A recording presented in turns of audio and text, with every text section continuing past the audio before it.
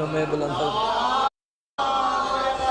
اعوذ باللہ السمیع العلیم من الشیطان الرجیم، بسم اللہ الرحمن الرحیم، الحمدللہ الذی جعلنا من المتمسکین بالقرآن العظیم وجعلنا من المتمسکین بولایت امیر المؤمنین الذین اذهب اللہ عنہم الرجس وطہرہم تطہیرا۔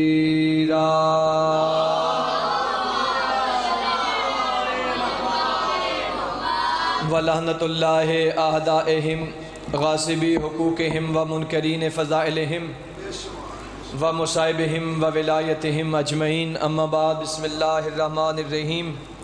قال رسول اللہ صلی اللہ علیہ وآلہ وسلم: زینوا مجالسکم بذکر فضائل امیر المؤمنین۔ خاندان عصمت و طہارت پہ اتنی بلند صلوات پڑھیں جتنے آل محمد آپ کے ذہنوں میں بلند ہو سکتے ہیں۔ دعا ہے پروردگار اس جلیلۃ القدر عبادت کو اپنی برگاہ میں شرف قبولیت عطا فرمائے۔ قبولیت کے لمحات ہیں، پالنے والے ہمارے وارث کا ظہور جلد فرمائے، ہمارے وارث کو ہم سے راضی فرمائے، ہم سب کو 313 میں شمار فرمائے۔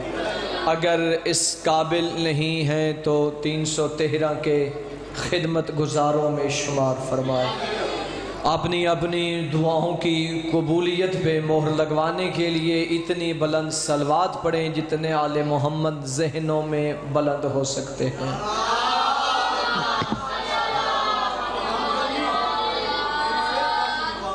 ہاں جی، مالک بزرگوں کی صحت کے لیے اپیل کی ہے، مالک انہیں مکمل شفا عطا فرمائے۔ جتنے بھی بیمار ہیں مالک بیماری کربلا، سرکار علی زین العابدین سید الساجدین کی بیماری کا واسطہ مالک سب بیماروں کو شفا عطا فرما۔ ایک مل کے بآواز بلند صلوات۔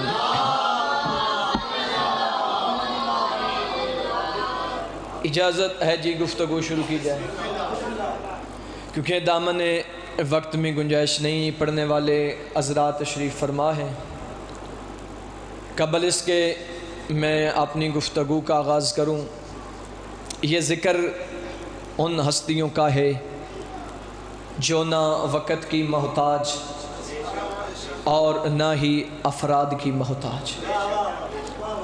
ہم نہ تھے، یہ ذکر تھا، ہم نہ ہوں گے، یہ ذکر پھر بھی باقی رہے گا، کیونکہ ہم سے پہلے والے موجود نہیں ہیں، یقیناً ہم نے بھی موجود نہیں رہنا۔ اپنی گفتگو کا آغاز کرنے سے پہلے معصوم کا ایک فرمان تلاوت کرنا چاہتا ہوں، اسی فرمان سے مجھے اندازہ لگے گا کہ کتنا میں نے پڑھنا ہے اور کتنا آپ نے سننا ہے۔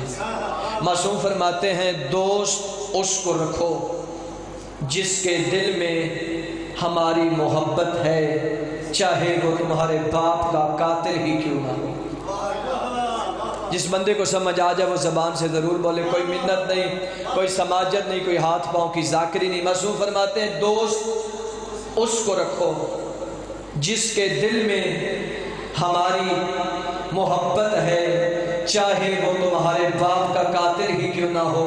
معصوم فرماتے ہیں: بغض اس سے رکھو جس کے دل میں ہمارا بغض ہے، چاہے وہ تمہارا باپ ہی کیوں نہ ہو۔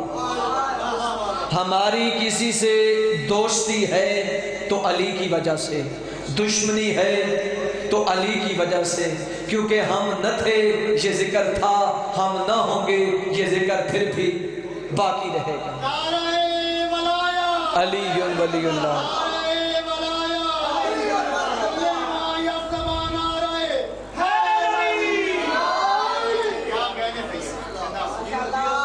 مالک آپ کو سلامت رکھے۔ جس ہستی کا میں ذکر کرنا چاہتا ہوں بالکل مختصر وقت میں، جو بات آپ تک پہنچانا چاہتا ہوں، 3 ہستیاں ایسی گزری ہیں تاریخ میں جنہوں نے بیت اللہ کی چھت سے خطاب کیا ہے۔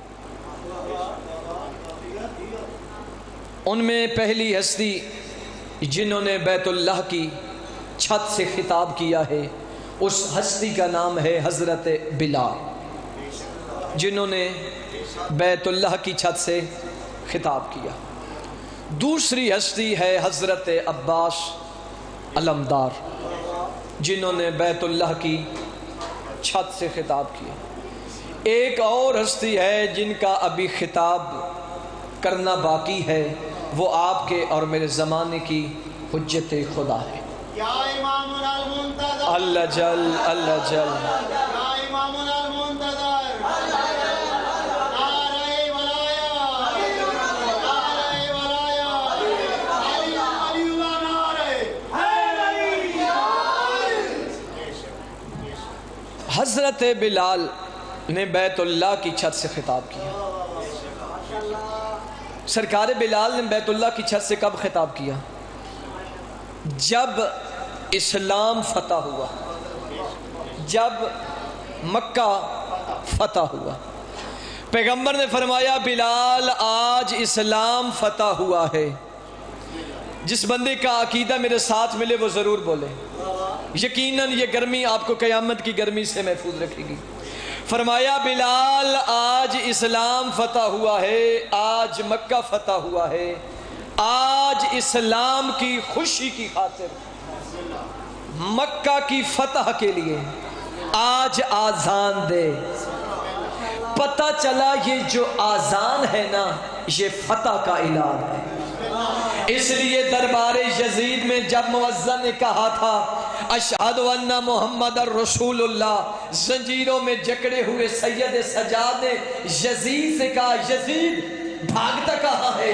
اپنی شکست کا اعلان بھی سنتا جا، مجھے بتا محمد تیرا نانا ہے یا میرا نانا ہے؟ سلامت رہیے حیدری۔ پتہ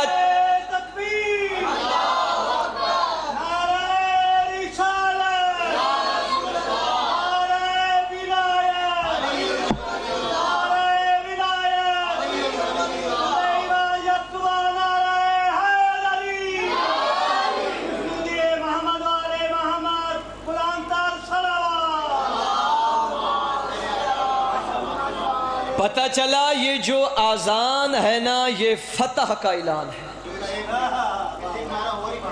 حسینیہ زندہ باد، حسینیہ زندہ باد، یزیدیہ مردہ آباد، یزیدیہ، مردہ آباد، دشمنان اہل بیت کے لعنت، بے شمار۔ نعرہ صلوات۔ ہمارے مذہب کا ایک شاعر ہے سریکی زبان کا، اس کی چند سطریں یاد آ گئیں۔ وہ کہتا ہے صحیح سدھے راتے ہون آیا، صحیح سدھے راتے ہون آیا، جیڑا در چننا سی چن آیا، ساڈی آ جبریل زیارت کر اسا ذکر شبیر دا سن آیا۔ حیدری پتہ چلا یہ جو آذان ہے یہ فتح کا اعلان ہے۔ فرمایا بلال آج اسلام فتح ہوا، آج مکہ فتح ہوا، آج آذان دے۔ اب بلال حکم رسول پا کر چند قدم چلے۔ جب بلال چند قدم چلے پیغمبر نے فرمایا بلال رک جا۔ میں نے پہلے بھی کہا جس بندے کا عقیدہ ملے وہ ساتھ بولے۔ بلال حکم رسول پا کے رک گیا۔ فرمایا بلال آج اسلام فتح ہوا، آج مکہ فتح ہوا، آج میں محمد چاہتا ہوں تیرے عہدے میں ایک ترقی کروں۔ بلال نے کہا یا رسول اللہ کون سی ترقی؟ فرمایا بلال آج آذان دے پردے کعبہ کی چھت پر۔ جس بندے کو سمجھ آ جائے زبان سے ضرور بولے بلال آج آذان دے پردے کعبہ کی چھت پر۔ اب بلال حکم رسول پا کر کعبہ کی چھت پہ آ گیا۔ جب بلال کعبہ کی چھت پہ آ گیا تو بلال خاموش تھا۔ پیغمبر نے فرمایا بلال اذان کیوں نہیں دے رہا؟ کہا یا رسول اللہ ایک مشکل آ گئی۔ فرمایا بلال ہمارے ہوتے ہوئے مشکل؟ کون سی مشکل ہے؟ بلال کہتا ہے یا رسول اللہ مشکل یہ ہے کہ جب میں پہلے اذان دیتا تھا میں ہوتا تھا کعبہ کے نیچے، رخ ہوتا تھا کعبہ کی طرف، یا رسول اللہ میں کھڑا ہوں کعبہ کی چھت پہ اب میں کس طرف رخ کر کے آزان دوں؟ بلال نے کہا یا رسول اللہ کس طرف رخ کر کے آزان دوں؟ پیغمبر نے فرمایا بلال یہی تو تیری ذہانت کا امتحان ہے، ہم یہاں سب موجود ہے، تیرا جس کی طرف جی چاہے اس طرف رخ کر کے آزان دے۔ بلال نے پورے بیت اللہ میں نگاہ دوڑائی، چند قدم ابو طالب کا بیٹا علی، داماد زہرا کا شوہر، حسنین کا بابا نبی کے پیچھے کھڑے تھے۔ جیسے بلال نے علی کو دیکھا، ہاتھوں کو اٹھایا، کانوں پہ لگایا، علی کے چہرے کی طرف رخ کر کے بلال نے کہا اللہ اکبر، چہرہ علی کا، اللہ اکبر، چہرہ علی کا، اللہ اکبر۔ جیسے بلال کعبہ سے آزان دے کے نیچے اترا، جو لوگ پیغمبر کے پاس کھڑے تھے انہوں نے کہا بلال جب نبی نے تجھے کہا تھا جس طرف رخ کر کے آزان دے، تو نے علی کے چہرے کی طرف رخ کر کے آزان کیوں نہیں؟ بلال مسکرا کے کہتا ہے جس کا گھر تھا اسی کا تو چرچا تھا۔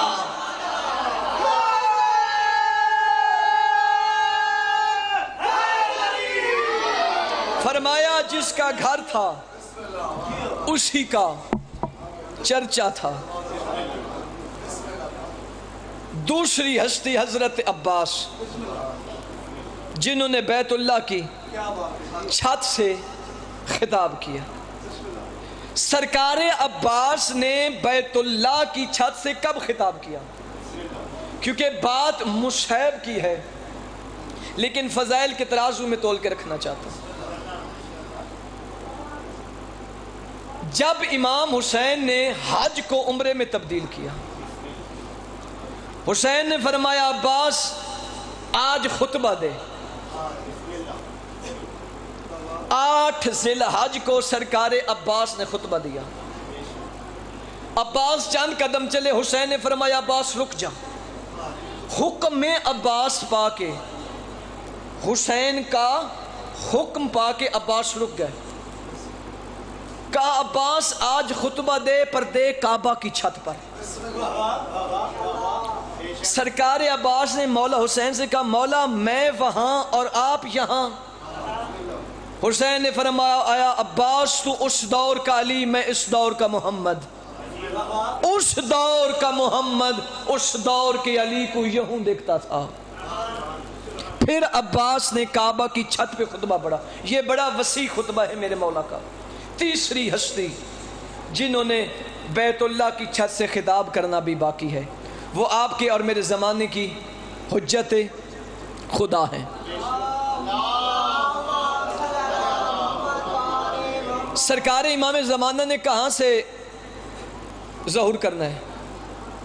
کوئی بتا سکتا ہے کہ مولا نے کہاں سے ظہور کرنا ہے؟ کعبہ کی چھت سے۔ وارث کس کا ہے؟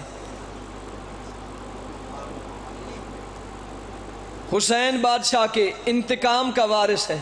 میں کہتا ہوں مولا اگر ظہور کرانا ہے تو نجف اشرف سے کرائیں، کیونکہ علی کا وارث، حسین کے خون کا انتقام لینے والا۔ اگر ظہور کرانا ہے تو کربلائے معلی سے کرائیے، یہ کعبہ کی چھت سے کیوں کرا رہے ہو؟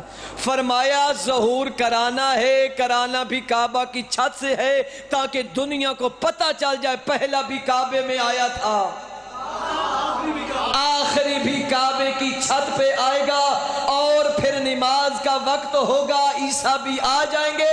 عیسیٰ کی جرت نہیں وہ تیرے 12ویں کو نماز پڑھائے، بلکہ 12واں آگے کھڑا ہوگا، عیسیٰ پیچھے کھڑے ہوں گے، جہاں مہدی کے قدم ہوں گے وہاں عیسیٰ کا سر ہوگا۔ جہاں